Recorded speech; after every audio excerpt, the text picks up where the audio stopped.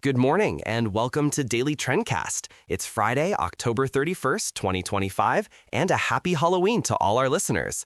Today, we're diving into the complex world of politics and international relations. And we're starting with a potential breakthrough, Joe. It looks like the U.S.-China trade war is finally de-escalating after high-stakes talks between President Trump and President Xi. A big deal indeed. So, what's the outcome? The U.S. has lowered its tariff rate on Chinese goods to 47%. In exchange, China will crack down on illicit fentanyl and resume buying U.S. soybeans.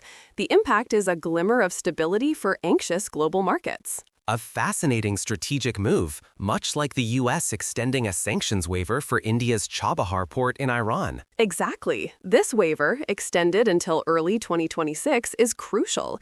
It lets India develop the port to access Afghanistan and Central Asia, bypassing Pakistan. It's a key geopolitical play for regional trade and humanitarian aid.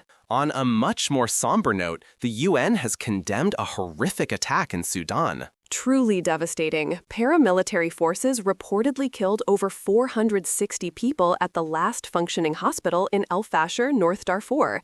This event underscores the escalating humanitarian crisis and has prompted global calls for an immediate end to the violence. Shifting to the UK, King Charles has made a stunning move regarding his brother, Prince Andrew. A decisive one.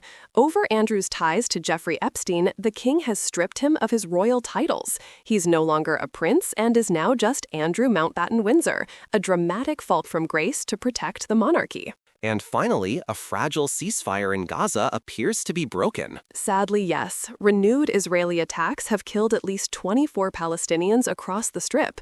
This shatters a period of calm and raises fears of a wider conflict, despite diplomatic efforts to maintain the truce. That's all the time we have. A complex and fast-moving world out there. Indeed. Join us again next week on Daily Trendcast.